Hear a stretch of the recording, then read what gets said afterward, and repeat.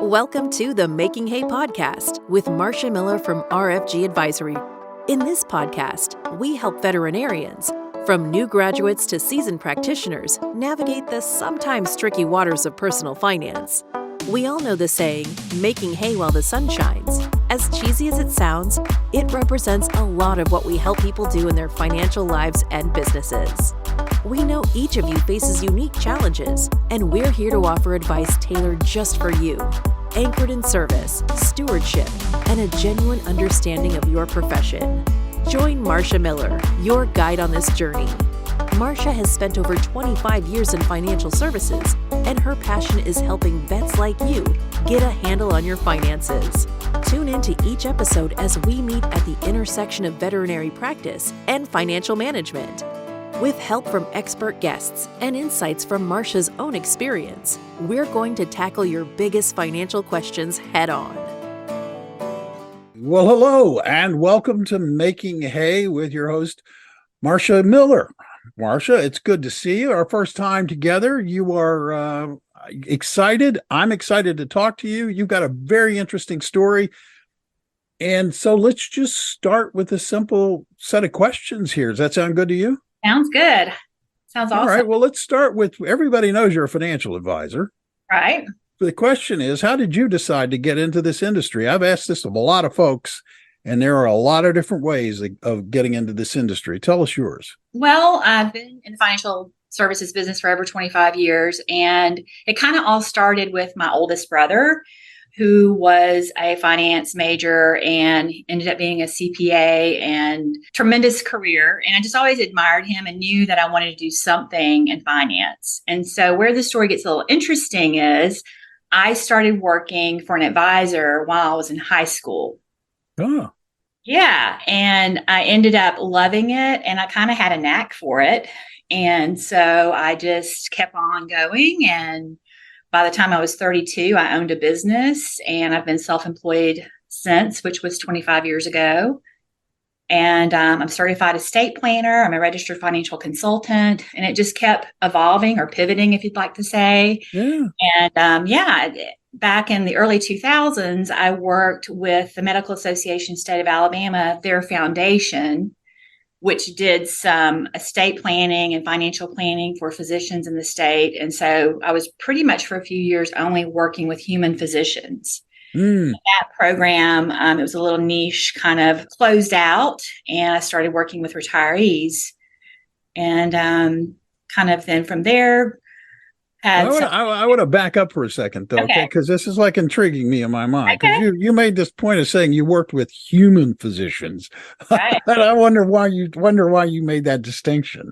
Yeah, so our specialty now is working with veterinarians, and I like to say that veterinarians are the humble, kind physicians. They're just so awesome to work with, and I kind of identify with them. My dad was a pastor, so I grew up as a PK.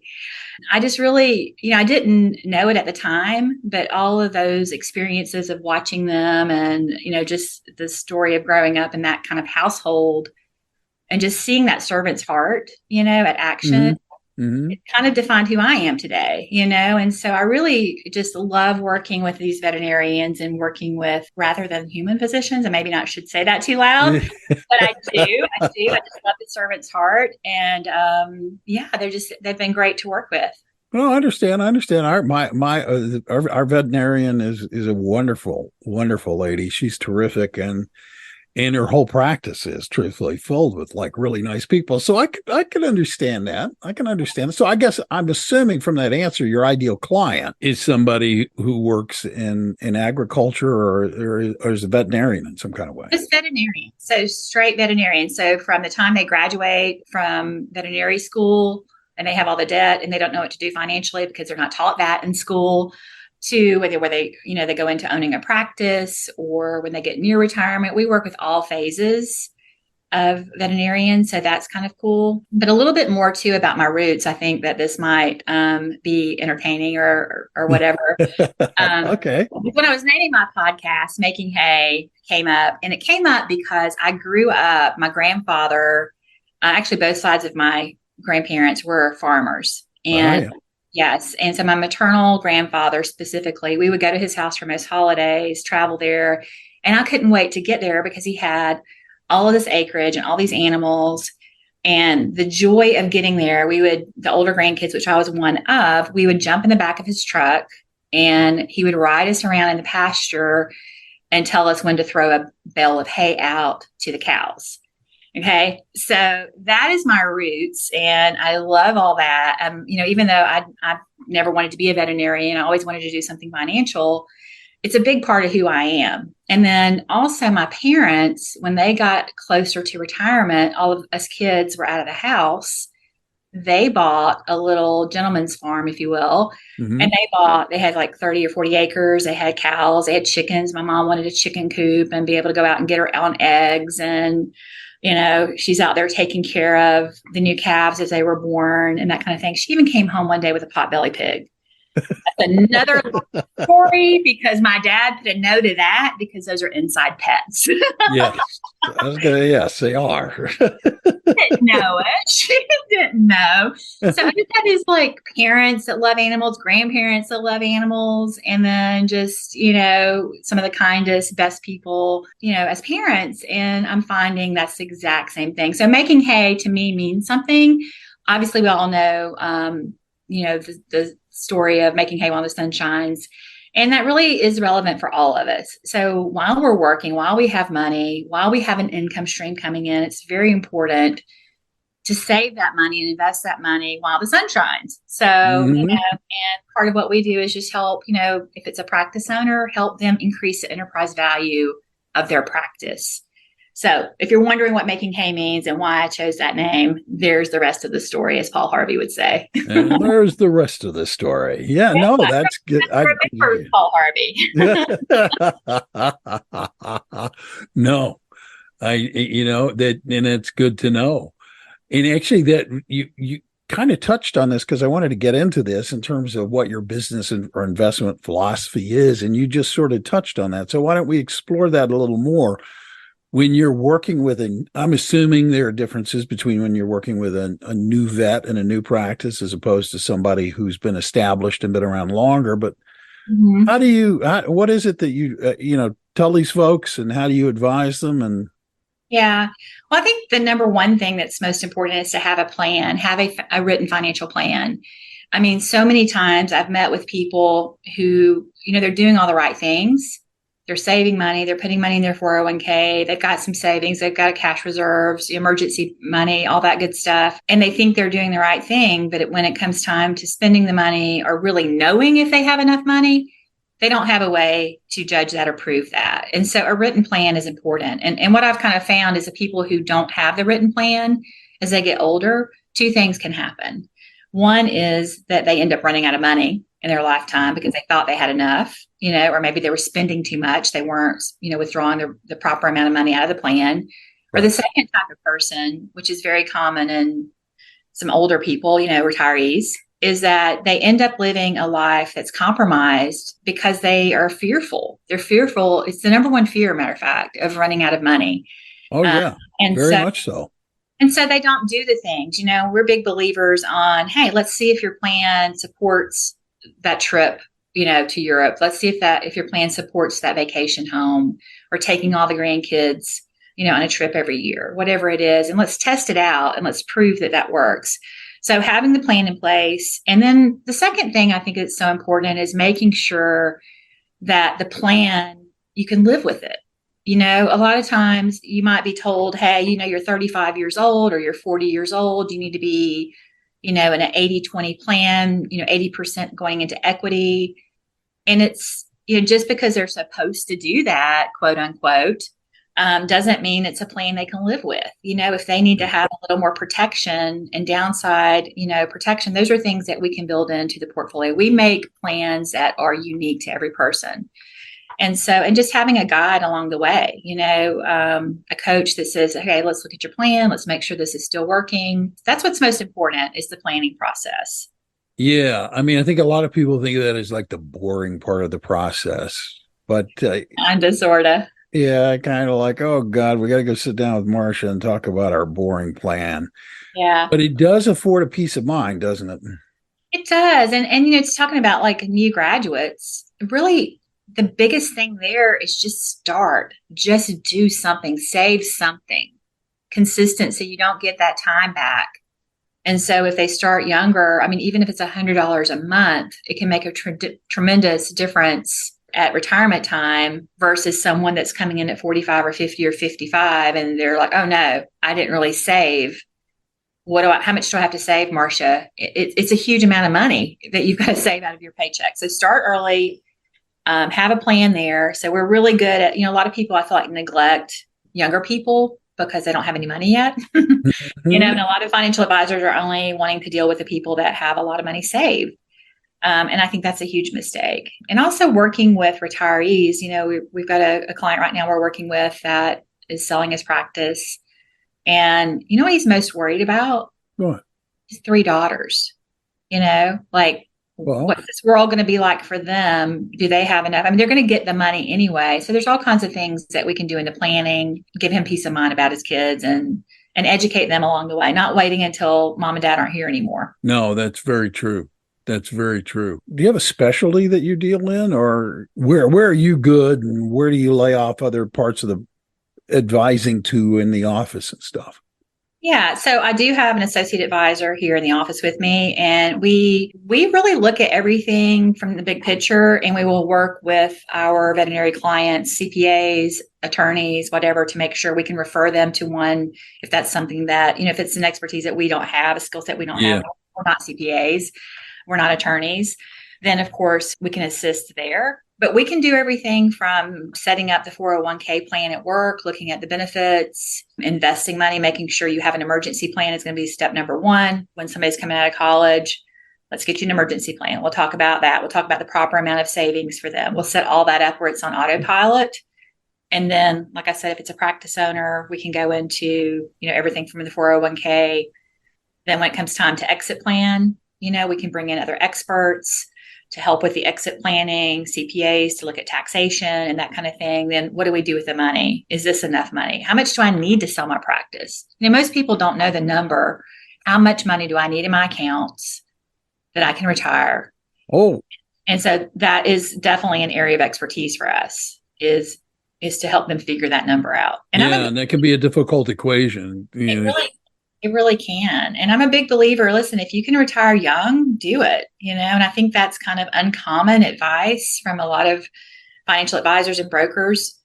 They want the money kept with them to invest, and they want to, that's what they do for a living, and that's what we all do for a living, and they don't want them really touching the money.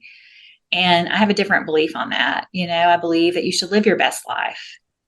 A life of high happiness. And then being a financial advisor also, I like to always tell people, I feel like I'm a counselor a lot of times. Yeah. Once you really get to know someone, they tell you about the things that are going on in their family. Now, obviously, that's not a requirement. We don't want to know anything you don't want to tell us. But what I find is that everything in life, money affects it. Money is affected by it, or you need money for it, or and so that's why I feel like I'm a counselor. A lot of times people come in and say, well, I've got to do this. My adult child needs this, or this. What do you think I should do? Or there's a health crisis that comes up. We're trying to figure things out. So they're sharing a lot of details with me. And so I just always like to say, I want to look at clients and be able to say, not just solve the problems, but what would be the one thing that you would want to do if you could do it and you didn't know you could, right? And let's have a life of high happiness. And so that's important. Yeah, no, I do like that attitude, because a lot of times you hear, I think of it as an excuse when people say, money can't buy you happiness. Right. It's like, no, it cannot buy you happiness, but money can facilitate, money can enable, money can do a lot of things. Right. Money's not an end into and of itself. Money just makes things possible. Right. Absolutely. And the lack of it causes a lot of pain and a lot of problems. Yep. So we don't want to be where we run out of money. I mean, I've been rich, I've been poor. I'd much rather be rich than be poor, as it were. All day, every day. So that's a great point to transition off the practice to talk about high happiness. Because tell me about Marcia and, When you're not working, what do you do for fun? What are your ideas of a good time outside of your professional life? Yeah, great question. There's two things I absolutely love. And well, there's a lot of things I love. I love my family. I love to cook. I love all kinds of things. But I am most happy when I am near water. So if it's a lake or the beach, I was born in Florida in the Panhandle. So maybe that's going back to my roots as well. But I love water and I love live music. So I'm going to be seeking those two things out somewhere and then finding, fun things to do. And those are two things I love. Yeah. Okay. Any kind of live music? You have a particular kind? Or? Oh, good question. I have a very eclectic taste in music. Ah. So I like everything from country to classic rock. I like blues. I love Joe Bonamassa. I mean, some people have never heard of him. He's amazing. Oh no, he's pretty amazing. Yeah. I even like jazz, just good old jazz music. Here in Birmingham, there's a great jazz club, so you can find me there sometimes. So, nice. Yeah, so I like it all. I do. Yeah, there's an energy that comes with live music that is very, very different. Like I have the same sort of a really eclectic music taste. It's all over the place. Yeah. Listening to it on recorded is very different than experiencing it live. Yes, it is. Absolutely. Outside of music, what kind of are you involved in the community, or are you what do you do out when I can't find you at the beach or in the jazz club?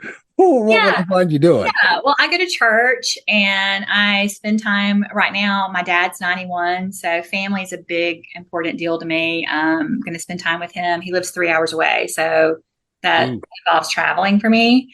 So spending time there. And then I have 2 adult sons. So if you ask me kind of, what I'm most proud about, that's going to be it. These two grown men that turned out to be successful men. And I love watching them raise their children, and just being good dads and just good human beings. I feel like I need a prize, like I did a great job of, and they have a father as well, but that is definitely something I'm very proud of and what I spend a lot of time with my kids. Yeah, no, I understand that. That is a huge achievement. I was gonna ask you what was your proudest achievement, because I figured, at 32, owning your own business, a woman in the South owning her own business is pretty impressive. Yeah, it was a time where, thank you for saying that, but it was a time where I would go to conferences and I was like one of 3 or 4 women in the room. It's a different ball game now. And I love seeing, females in this business. So yeah, I'm proud of that too. But as far as where I spend my time,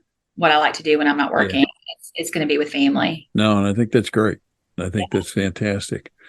I'm always curious about how people stay focused on task. Are there any tricks that you have, any hacks, any mantras, anything in terms of like that keep you focused, that keep you on that task at hand that you could share with us? Yeah, that's a great question. Being in the business a long time, I've definitely seen my share of peaks and valleys, and as you mentioned, being a female in the business back when it wasn't cool like it is now, I kind of always told myself, don't quit, just like, don't quit. I think there's a Babe Ruth saying about it's really hard to beat someone who won't give up or something along those lines. Mm-hmm. And so that's just kind of how I just keep showing up, and show up every day. And that was really, and I still do that. And actually, I teach that to my clients, especially the younger clients and even the middle-aged and older clients too. Like, keep investing this money. Keep doing those Roth conversions, because even though that's painful, it's getting you ahead of the game. And so just keep showing up, keep being consistent is really, I think, a secret in life. Mm-hmm. And it's something my inner voice tells me all the time. Yeah, there's an enormous amount of value in consistency. And there's even greater value in it. Just sounds so anticlimactic, but just show up, just be there. Yeah. And just don't quit. Yeah. Just hang on. Just, keep moving. Don't quit contributing to your 401k. Absolutely. Let's wrap up here, because I got a couple of just practical questions, and we got folks listening to you. I'm sure they're pretty well sold on who you are and why they might want to listen to you. But tell us, why should people listen to your podcast? What do you want them to get out of it? Yeah. Well, this podcast, when I decided I wanted to do it, I wanted to create stories and have people to interview that would create and nurture veterinarians. It's not going to all be boring financial stuff, as you put it, looking at the plan. That is pretty boring. I kind of geek out on it and love it, but just encouragement, encouraging people to create that financial plan, to elevate what's important, to analyze what's important in their lives, and then let's figure out how to elevate that and make that happen. And so anyone who wants to do those things, and listen to something that's edifying and uplifting and upbeat, but yet practical, then they should listen to this show. It's not going to be all boring. Only kidding. You're absolutely right. I endorse that idea that it's like, listen and learn what you can do with that money, learn how you can experience that money, and learn how you can grow that money. And one other thing is, when I have a new client come in and they bring me all their data, their statements, they tell me about their lives, what they have going on, how much money they make. I'm kind of like a little detective over here. Like, I'm always looking for problems. I'm looking for what can happen here. These people save a lot of money, but what could happen wrong? What could mess it all up? Could it be taxes? What could it be? And so I'm like always looking for problems and solving problems that people didn't know they had. It's kind of what makes my job fun. Yeah, because me, I'm not really good at like looking at it and going, I wonder where there's a problem. We're not good at that. So that's the advantage of having a financial advisor. Yeah, it's kind of like, a physician. I go to a wellness doctor, and that's what she tells me. Hey, I'm trying to fix things before they happen. Let's look at your blood. Let's look at your blood profile. Let's do this. Let's do that. It's a different way of looking at going to the doctor, and it's a different way of looking at your money. Like, what could happen here, or what do you want to have happen? How do we need to steer the ship to get in that direction? That's terrific. So for the folks who've been listening and now I'm sure thinking, I want to get in touch with Marcia. How do they do that? How do they reach out to you? How do they contact you? Yeah, well, you can call me directly on my cell phone. So it's 205-739-1928. You can call our office. So we have a team of people here to answer the phone and help you in any way. So that's 205-795-2013. Or you can go to my website. And an easy way to remember my website is Meet with Marcia. And Marcia is Marcia. So meetwithmarcia.com. Marcia. That's it. You're old enough to know the Brady Bunch. I am indeed. Well, this has been a great visit and a nice introduction. Yeah, I loved it, Bill. Thank you. No, I've very much enjoyed our conversation, and I thank you for your time and commitment to this. And I want to thank our listeners for taking the time to listen to it. I was going to say, if you're a new listener, but obviously, if you are listening to this, you probably are a new listener, because this is the first podcast of Making Hay. If you like what you heard, hit the subscribe button. This makes it easy for you. You don't have to remember where you heard Marcia, where you heard Making Hay, when does Making Hay happen. If you hit the subscribe button, it gets delivered to you. You're given a reminder about the next episode, and you won't miss one as a result. We also would like to ask that you take the time to rate this podcast and share it with others, because by doing that, you turn others on to the podcast. Thank you so much for listening. On behalf of Marcia, I'm Bill Tucker. And remember, don't wait to live your best day. Live it today. Thank you for listening to the Making Hay podcast. Click the follow button to be notified when new episodes become available. Visit our website at meetwithmarcia.com or give us a call at 205-795-2013. And don't forget to click the follow button to be notified when new episodes become available. Content here is for illustrative purposes and general information only. It is not legal, tax, or individualized financial advice, nor is it a recommendation to buy, sell, or hold any specific security or engage in any specific trading strategy. Results will vary. Past performance is no indication of future results or success. Market conditions change continuously.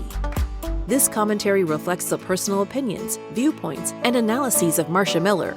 It does not necessarily represent those of RFG Advisory, their clients, or their employees.